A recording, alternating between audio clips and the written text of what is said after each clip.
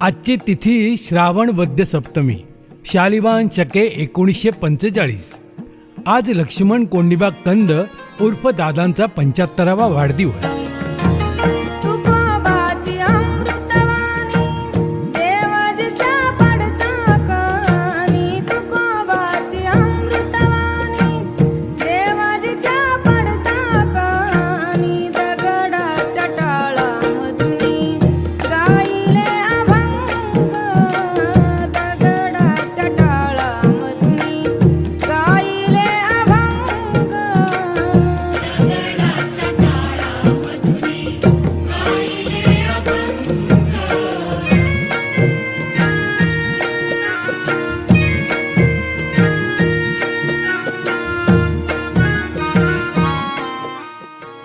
एक लेखक, एक वक्ता, एक सामाजिक आणि राजकीय कार्यकर्ता, कट्टर शिवसैनिक, कुटुंबवत्सल आणि परखड व्यक्ती अशी दादांची ओळख आहे.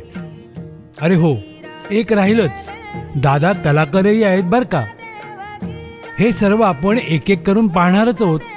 चला पाहूया. शुक्रवार दिनांक 27 ऑगस्ट 1948 या दिवशी श्री क्षेत्र देहू गावात दादांचा जन्म झाला. त्या दिवशी गोकुळाष्टमी होती. कोंडिबा गणपत कंद आणि बबाबाई यांचे दादा हे ज्येष्ठ चिरंजीव. भगवान श्रीकृष्ण आणि संत ज्ञानेश्वर महाराज यांचा जन्म गोकुळाष्टमीचाच आणि त्याच तिथीला दादांना आपला जन्म झाल्याचा आनंद वाटतो. आजही गोकुळाष्टमी. आज दादांचा 75वा वाढदिवस. दादा इंग्रजी दिनांकाला वाढदिवस साजरा करीतच नाही, ते नेहमी तिथीलाच वाढदिवस साजरा करतात. इसवी सन 1948 साली गोकुळाष्टमीला देहूच्या विठ्ठल मंदिरात मध्यरात्री कृष्ण जन्माचा सोहळा साजरा होत होता आणि अगदी त्याच क्षणाला दादांचा जन्म झाला. दादांचा ज्या घरात जन्म झाला त्या घराची गंमत ऐका बर का. त्यांचा जन्म देहू गावातच आजोळ घरी झाला. या घराचं वैशिष्ट्य असं की हे घर संत तुकाराम महाराजांच्या जन्मघराला लागूनच होतं. मध्ये फक्त एक भिंत आणि याचा दादांना फार अभिमान वाटतो. दादांच्या जन्माची आणखी एक गंमत आहे बर का. दादांचा जन्म ज्या घरात झाला त्या घराला डुकराचे घर असं नाव पडलं. म्हणून दादा गमतीने म्हणतात, माझा जन्म डुकराच्या घरात झाला. लहानपणी हा मुलगा म्हणजे दादा फार तल्लख आणि चपळ होता. हुतुतू, ढोल, आट्यापाट्या, चोर शिपाई हे खेळ हा मुलगा लहानपणी खेळला. शिवाजी चौकात सगळी मुले खेळायला जमत असत, पण जोपर्यंत लक्ष्मण येत नाही तोपर्यंत खेळ सुरू होत नसे. त्यावेळी लक्ष्मण 7-8 वर्षांचा होता. 13व्या वर्षापर्यंत तो खूप खेळला, पण नंतर कधीही खेळला नाही. कारण त्याच्या वयाच्या 13व्या वर्षी एक मोठा अपघात झाला. त्यात त्याच्या उजव्या पायांच्या बोटांसह अर्धा पंजा तुटला. पंजाचा तुकडाच पडला. हे झाले नसते तर चला हा विषय इथेच थांबूया. दादांना आपल्या आई वडिलांचा फार अभिमान. त्यांचे वडील एक आदर्श पाटील, आदर्श शेतकरी आणि भला माणूस होते. आदर्श पाटील म्हणून त्यांच्या वडिलांचं नाव सचिवालयापर्यंत पोचलं होतं. महाराष्ट्राचे त्यावेळचे गृहराज्यमंत्री श्री शरदचंद्रजी पवार साहेब खास या पाटलांना पाहण्यासाठी कंद पाटलांच्या घरी देहूला आले होते, तेही भर पावसात. त्या दिवशी इंग्रजी दिनांक होता 4 ऑगस्ट 1974. आता पाहूया दादांचे वडील कंद पाटील उर्फ अण्णा यांचा व्हिडिओ. हा व्हिडिओ आहे 22 नोव्हेंबर 1983चा. आमचे वडील आजोबा, तर त्यांनी त्यांच्या संबंधाने मध्यस्थी पडून त्यांची ती समजांची बरोबरी मेटामेटी केली. तर त्या माळी समाजाने ठरवलं की बा कंद म्हातारीने जी आपली मेटामेटी केली तर बा जागा द्यायची जर झाली तर कंदा बेगार जागा कोणाला द्यायची नाही. म्हणजे यांना जागा द्यायची नाही असं मी सांगतो. आता मी गंगा कंदा बेगार कोणाला जागा द्यायची नाही. बबन भाऊ माझ्याकडे आले बघ, गंगाराम भाऊचं आणि मारुती कंदाचं असं वाकडं आलंय, तर मग ते जागा ते सोडणार आहेत आणि त्याला जर जागा नाही मिळेल तर ते घेऊन जाणार आहेत. दादांचा माहितीपट आपण पाहणारच आहोत, पण त्याआधी त्यांच्या कुटुंबाची ओळख करून घेऊया. दादांना 6 बहिणी आणि 1 भाऊ असे ते 8 जण. देहू ग्रामपंचायतीचे माजी सरपंच मधुकर कंद आपणास माहिती आहेतच. ते दादांचे धाकटे बंधू दादा थोरले. रंगू, पारू, हिरा, सिंधू, मंगल आणि सुमन या त्यांच्या 6 बहिणी. देहू गावचे एकेकाळचे आदर्श पोलीस पाटील श्री कोंडिबा गणपत कंद आणि बबाबाई कंद यांचे हे अष्टक. आता एक गंमत बघा बर का, दादांच्या 6 बहिणी आणि 1 भाऊ हे सगळे रंगाने गोरे आहेत, पण दादा मात्र काळे. पण त्यांचा त्यांना अभिमान वाटतो. तो कसा? ते म्हणतात हे बरोबरच आहे, कारण माझा जन्म गोकुळाष्टमीचा आहे. गोकुळ अष्टमीचा कृष्ण काळा म्हणून मी काळा. दादांचा विवाह शनिवार दिनांक 3 जानेवारी 1981 रोजी देहू येथे झाला. दादांची सासरवाडी देहूचीच. गोविंद महादू हगवणे आणि लक्ष्मीबाई यांची ज्येष्ठ सुकन्या शोभा ही त्यांची बायको. मनोज आणि मनीषा ही दोघं मधुकर रावांची मुलं आणि महेश आणि अभिजित ही दादांची मुलं. हा पहा त्यांचा लहानपणीचा फोटो. डावीकडून मनीषा, अभिजित, मनोज आणि महेश. त्यांच्या पाठीमागे उभे आहेत त्यांचे आजोबा आणि आजी, म्हणजेच अण्णा आणि बबी आई. आणि हा जो आता फोटो दिसतोय त्याच्यात मध्ये उभे आहेत लक्ष्मण कंद. त्यांच्या उजव्या हाताला आहे 2 वर्षाचा अभिजित आणि डाव्या हाताला 4.5 वर्षांचा महेश. हा महेश दादांचा थोरला मुलगा आणि ही प्रियांका महेशची बायको आणि ही त्यांची मुलगी माही. हा अभिजित दादांचा धाकटा मुलगा आणि ही अक्षता अभिजितची बायको आणि हा त्यांचा मुलगा नीलमाधव. हा मनोज दादांचा पुतण्या आणि सपना ही मनोजची बायको आणि त्यांचा मुलगा पार्थ. आता दादांच्या कुटुंबाची एक झलक पाहूया. हा प्रसंग 1998 मधला आहे बर का. बेत आहे जेवणाचा. झुणका भाकर, चपाती, लोणचं, पापड, खरडा.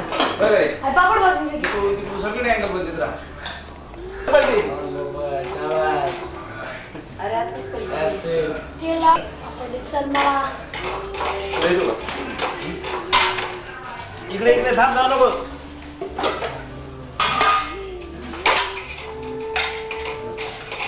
चल खायला थोडं भात आहे. कसं वाटतं हे? तोंडाला पाणी सुटलं की नाही? दादांची दोन्ही मुले म्हणजे महेश आणि अभिजित यांनी LK प्रोडक्शन या बॅनरखाली एक मराठी चित्रपट बनवलाय. त्याचं नाव आहे कंदील.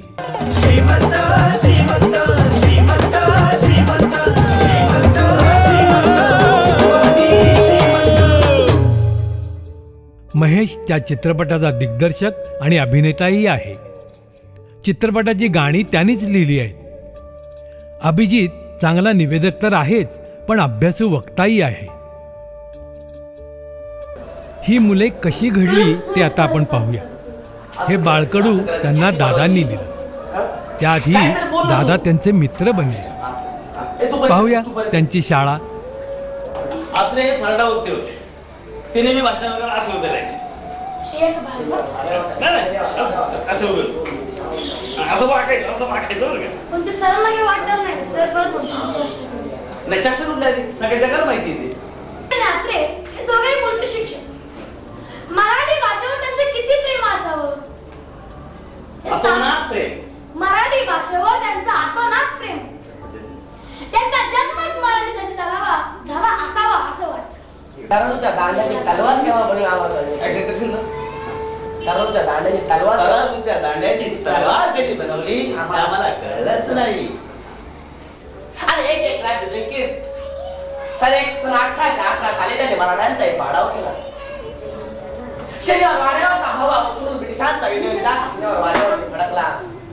संपूर्ण हिंदुस्थान ब्रिटिशांच्या हातात गेला आणि आमचं आणि आमचं राज्य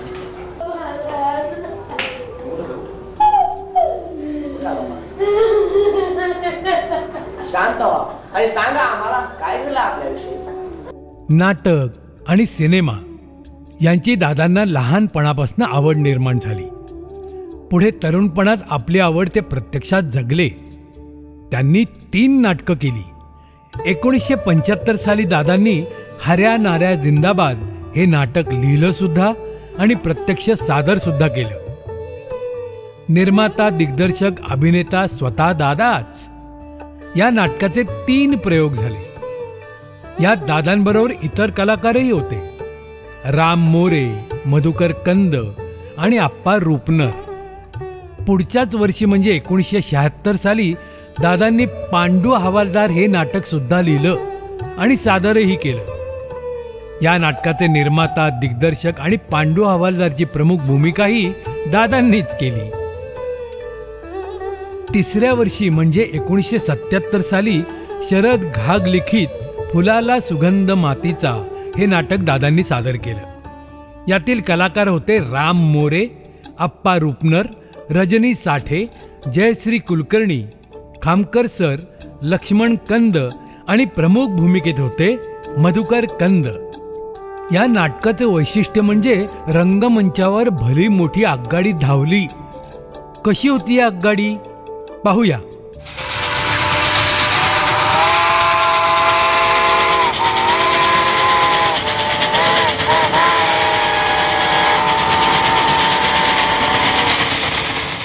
आगगाडी रंगमंचावरनं धडधडत गेली आणि प्रेक्षकांनी टाळ्यांचा कडकडाट केला.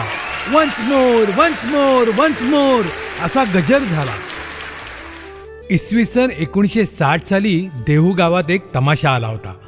देहू गावातील 10 आणि 12 वर्षाच्या 2 लहान मुलांनी तो तमाशा पाहिला. तो तमाशा या 2 मुलांच्या अंगात असा काही घुसला की या 2 मुलांना अभिनयाचं वेडच लागलं. तमाशात जो फारशा पाहिला तो फारशा हे दोघं भाऊ घरातच हुबेहूब सादर करायचे. हे दोघं भाऊ म्हणजे लक्ष्मण कंद आणि मधुकर कंद. ज्या तमाशाने या दोघांना अभिनयाचं वेड लावलं त्या तमाशाचं नाव होतं काळू बाळू कौलापूरकर. पण तमाशातील काय पाहून या दोघांना अभिनयाचं वेड लागलं हे पाहूया आता.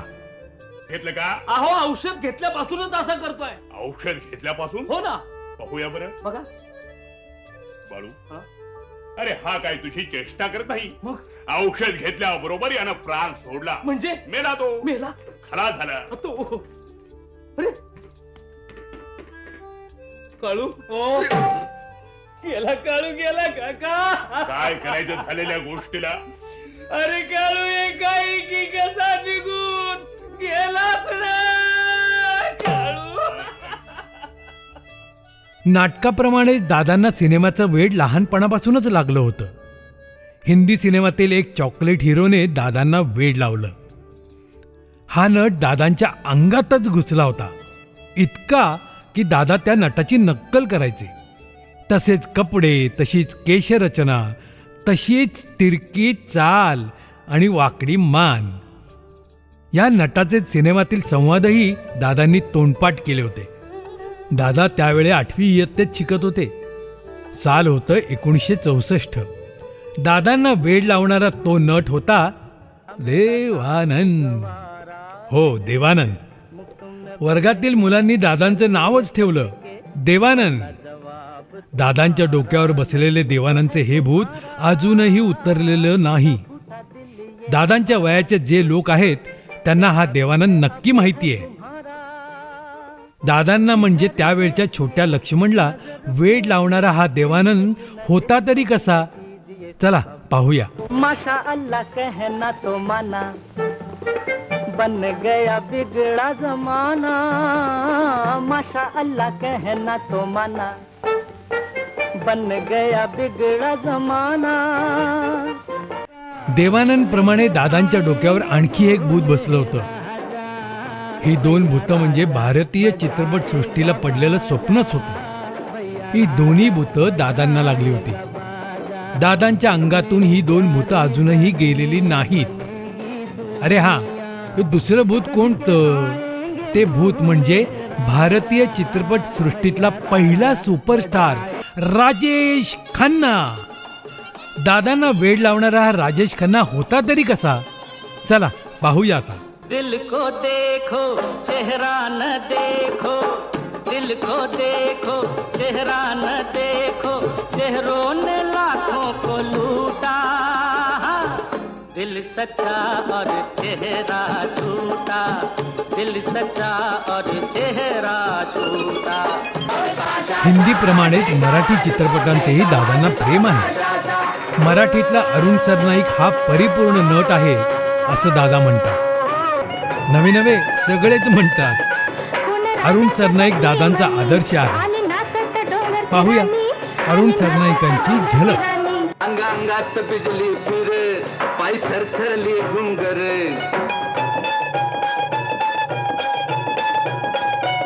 सावरी पदर वरचे वर, सावरी पदर वरचे वर.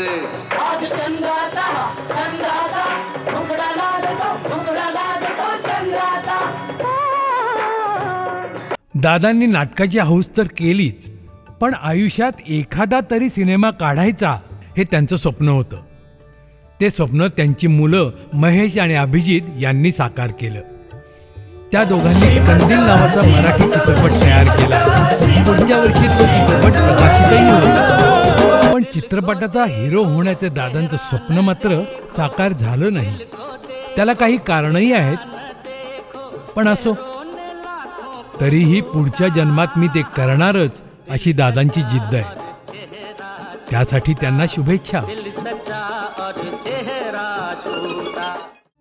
मनुष्याचा जन्म घेऊन दादांनी आपल्या जन्माचं सार्थक केलं ते कसं काय? तर त्यांनी आयुष्यात दोन फार चांगली कामं केली. त्यातील एक काम म्हणजे संत तुकाराम अन्नदान मंडळ आणि दुसरं म्हणजे देहूचा 750 वर्षांचा इतिहास सांगणारं धन्य देहू गाव हे पुस्तक. ही दोन्ही कामे अजरामर राहतील. चला याचा आढावा घेऊया. आधी पाहूयात संत तुकाराम अन्नदान मंडळ. देहू गावचे संत तुकाराम अन्नदान मंडळ प्रसिद्ध आहे.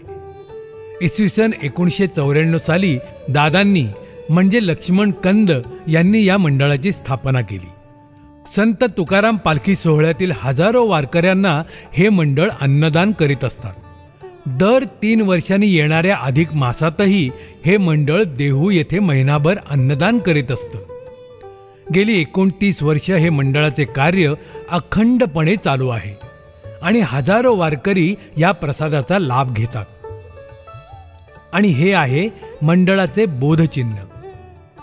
या बोधचिन्हाची संकल्पना दादांचीच बरं का.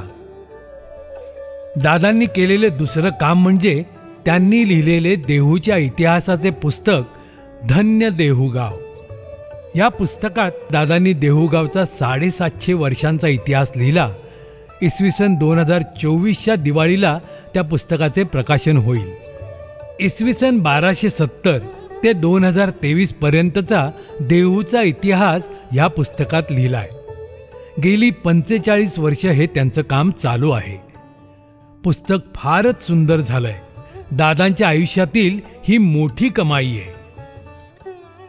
एवढं मोठं पुस्तक लिहिणारे दादा शाळेत मात्र हुशार विद्यार्थी नव्हते.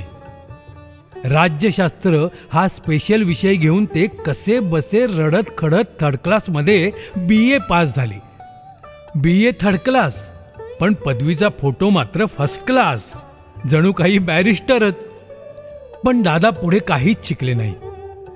आणि ही पहा त्यांची BA स्पेशल 1971ची तुकडी, MES कॉलेज पुणे. आता दादांच्या संकल्पनेतून चितारलेल्या 3 चित्रकृती आपण पाहिल्याच पाहिजेत. पहिली चित्रकृती. संत तुकाराम महाराजांनी प्रत्यक्ष विठ्ठलाला स्वतःच्या हाताने कण्या खाऊ घातल्या, हे तर आपणा सर्वांना माहितीच आहे. तो प्रसंग दादांच्या चित्रसंकल्पनेतून पाहूया. दुसरी चित्रकृती. संत तुकाराम महाराज भंडारा डोंगरावरती झाडाखाली बसून अभंग लिहित असत, तर त्यांची बायको म्हणजे अवली ही भाकर आणि पाणी घेऊन डोंगरावर जाऊन नवऱ्याला जेवू घालत असे. हा प्रसंगही दादांनी चित्ररूपाने सादर केलाय, हा पहा. आणि ही तिसरी चित्रकृती. संत तुकाराम महाराजांचे कनिष्ठ चिरंजीव नारायण महाराजांनी पंढरीच्या आषाढी वारीसाठी संत तुकाराम महाराज आणि संत ज्ञानेश्वर महाराजांचा संयुक्त पालखी सोहळा सुरू केला. हाही प्रसंग दादांनी चित्ररूपात दाखवलाय, तो हा असा. दादांनी अनेक कौतुक सोहळे साजरे केले, ते आपण एक एक करून पण थोडक्यात पाहूया. त्यापैकी एक म्हणजे त्यांनी त्यांचा 50वा वाढदिवस साजरा केला. इसवी सन 1998 सालच्या गोकुळाष्टमीला हा वाढदिवस त्यांनी साजरा केला. त्या दिवशी इंग्रजी दिनांक होता 14 ऑगस्ट 1998. दादांनी आपल्या लग्नाचा रौप्य महोत्सवही साजरा केला, तोही तिथीनुसारच मार्गशीर्ष वद्य द्वादशी या दिवशी. त्या दिवशी इंग्रजी दिनांक होता 28 डिसेंबर 2005. आपल्या थोरल्या बहिणी रंगूबाई कडुसकर आणि शांताबाई गाडे यांच्या लग्नाचा सुवर्ण महोत्सवही दादांनी 22 मे 2010 शनिवार या दिवशी साजरा केला.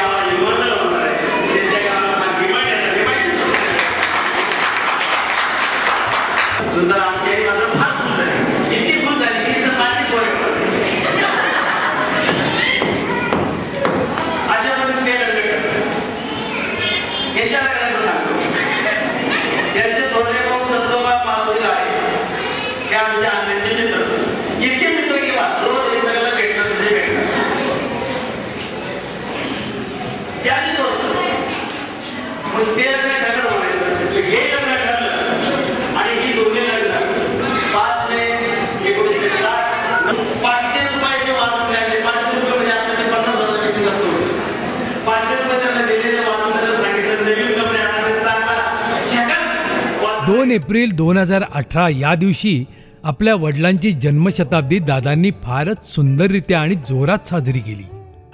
पण ही मरणोत्तर जन्मशताब्दी होती. या प्रसंगी आई वडील दोघेही नव्हते. यावेळी आपल्या भाषणातून दादांनी वडिलांचा संपूर्ण जीवनपट मांडला. 24 फेब्रुवारी 2019 या दिवशी सुवर्ण महोत्सवी शिवसैनिक या नावाचा एक सोहळा दादांनी साजरा केला. म्हणजे काय बुवा, 24 फेब्रुवारी 2019 या दिवशी दादांची शिवसैनिक म्हणून 50 वर्ष पूर्ण झाली. आजही दादा शिवसैनिक आहेत. आज ते 54.5 वर्षांचे निष्ठावंत आणि कट्टर शिवसैनिक आहेत. हे सगळे सोहळे झाले स्वतःचे आणि कुटुंबाचे. दादांनी सामाजिक कौतुक सोहळे सुद्धा साजरे केले. आता तेही पाहूयात. महाराष्ट्र दिन सुवर्ण महोत्सव. 1 मे 2010 या दिवशी संयुक्त महाराष्ट्राला 50 वर्ष पूर्ण झाली. तो दिवस दादांनी देहू येथे मोठ्या दिमाखात साजरा केला. त्यानिमित्ताने दादांनी उपस्थितांना संयुक्त महाराष्ट्राच्या आंदोलनाचा इतिहास सांगितला. आळंदी येथील वारकरी शिक्षण संस्थेने दर शुद्ध एकादशीला आळंदी ते देहू अशी वारी 1935 साली सुरू केली. 17 मार्च 2019 रोजी शुद्ध एकादशीला 1000वी वारी झाली होती. त्या वारीचे म्हणजे दिंडीचे दादांनी देहूमध्ये स्वागत केले आणि सत्कारही केला. दादांनी कैलासवासी श्यामकांत मोरे यांचीही जन्मशताब्दी साजरी केली. देहू गावचे सुपुत्र कैलासवासी श्यामकांत मोरे हे स्वातंत्र्य सैनिक होते. 2 वेळा आमदार होते. संयुक्त महाराष्ट्र आंदोलनाचे शिलेदार होते आणि देहू गावचे शिल्पकार होते. दादांनी श्यामकांत अण्णांची जन्मशताब्दीही देहू येथे 5 डिसेंबर 2021 या दिवशी अगदी दिमाखात साजरी केली.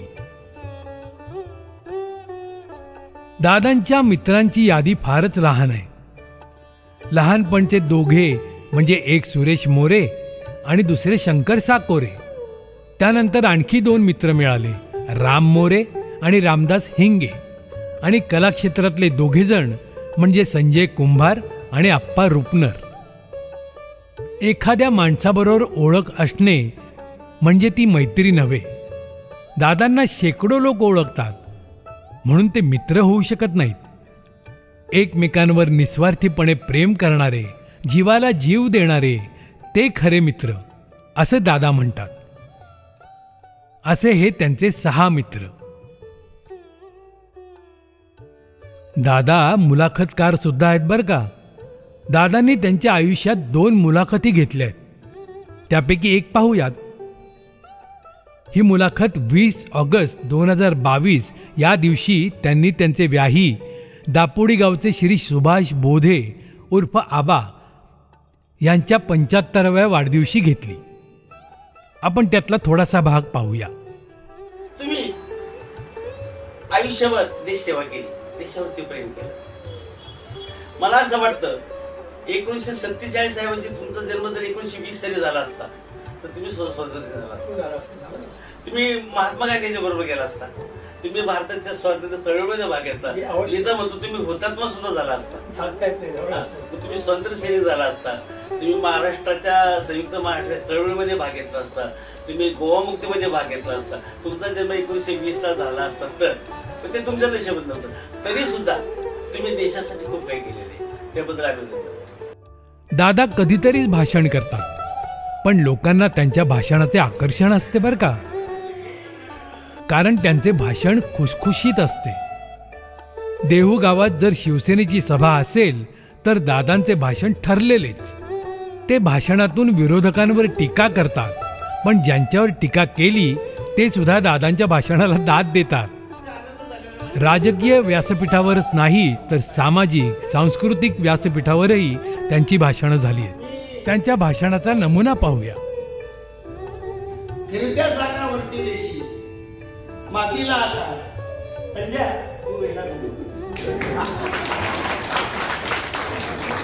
काहीतरी वेळ असल्याशिवाय काही उभं राहत नाही. जग आहे ना, जग वेडे माणसांची वेळ. त्यांना वेळ आहे, त्यांना वेळ आहे. आमचे सदानंद मोरे आज यायला पाहिजे होते. ते सुद्धा कसे वेडे आहेत. त्यांनी काय काय उपयोग. माणसाला वेळ पाहिजे. तशी वेळी माणसं असल्याशिवाय काही उभं राहत नाही. वेडे माणसाचं स्वागत करा, त्याचा सत्कार करा. कट्टर शिवसैनिक अशी दादांची ओळख आहे. 24 फेब्रुवारी 1969 या दिवशी दादांनी शिवसेनेचे व्रत घेतले. 54 वर्ष होऊन गेली दादा शिवसेनेतच आहेत. महाराष्ट्रात लाखो कट्टर शिवसैनिक आहेत. त्यातला एक शिवसैनिक म्हणजे लक्ष्मण कंद. जमलेल्या माझ्या तमाम हिंदू बांधवांनो, भगिनींनो आणि मातांनो,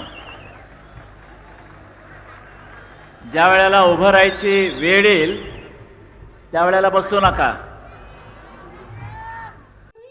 शिवसेनेवर अनेक संकट आली. त्यावेळी काही जण शिवसेना सोडून गेले पण लाखो शिवसैनिक त्याही परिस्थितीत शिवसेनेतच राहिले. त्यापैकी एक शिवसैनिक म्हणजे लक्ष्मण कंद. जे शिवसेना प्रमुखांनी मला जोडून दिलेलं किती जन्मीचं भाग्य माझं मला माहिती नाही, पण आहे खरं आहे, ही ठाकरे कुटुंबियांची कमाई आहे. आजही शिवसेना संकटात आहे पण लक्ष्मण कंद सारखे शिवसैनिक शिवसेनेसोबतच आहेत. देहू गावात लक्ष्मण कंद आणि शिवसेना हे एक समीकरण आहे. दादांनी देहू ग्रामपंचायतीच्या 3 निवडणुका लढवल्या. 1972ला ते पराभूत झाले. 1978ला भरघोस मतांनी निवडून आले. तेव्हा त्यांनी सरपंच पदाची निवडणूक लढवली पण पराभूत झाले. सरपंच नाही झाले पण ग्रामपंचायत सदस्य म्हणून त्यांनी कारकीर्द गाजवली. 1984 साली त्यांनी पॅनल तयार केलं होतं. त्या निवडणुकीत त्यांच्या संपूर्ण पॅनलचा पराभव झाला. म्हणजे 15च्या 15 उमेदवार हारले. त्यात लक्ष्मण कंदही होतेच. 1972 साली त्यांना काँग्रेसने पुणे जिल्हा परिषद निवडणुकीची उमेदवारी घरी पाठवली होती, पण त्यांनी ती नाकारली. कारण ते कट्टर शिवसैनिक तेव्हाही होते आणि आजही आहेत. 31 डिसेंबर 1990 रोजी तत्कालीन महाराष्ट्राचे मुख्यमंत्री माननीय शरद पवार यांच्यासोबत देहूच्या विकास कामासंबंधी चर्चा करताना श्री लक्ष्मण कंद उर्फ दादा म्हणतात, मनुष्य जन्म हा फार मोलाचा आहे. त्याचं सोनं करा, जीवनाचा आनंद घ्या. मनुष्य जन्म वाया घालवू नका. पुन्हा हा जन्म नाही. आनंद घ्या. आनंद दुसऱ्यांनाही द्या. आपल्या माणसांवर प्रेम करा. कुटुंब ही संकल्पना फार भारी आहे. त्या कुटुंबाचा आनंद घ्या. पैसा, गाडी, हवेली आज आहे तर उद्या नाही. हे काहीच शाश्वत नाही. आपला देश, आपला महाराष्ट्र, आपलं गाव, आपली माणसं महत्वाची आहेत. हीच आपली संपत्ती आहे. म्हणून खूप प्रेम करा, सर्वांना आनंद द्या. आपली तब्येत सांभाळा आणि महत्वाचं म्हणजे माणसं सांभाळा.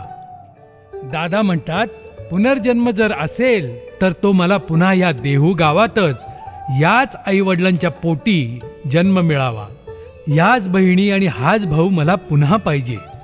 आणखी काय म्हणतायत माहितीये, मला हीच बायको पाहिजे, हीच 2 मुले, याच सुना आणि हीच नातवंडे मिळावीत, असेही ते म्हणतात. दादांचा एक संदेश आहे, ज्योत से ज्योत जगाते चलो, प्रेम की गंगा बहाते चलो. प्रेम की गंगा बहाते चलो. प्रेम की गंगा बहाते चलो. ज्योत से ज्योत जगाते चलो, ज्योत से ज्योत जगाते चलो. प्रेम की गंगा बहाते चलो. प्रेम की गंगा बहाते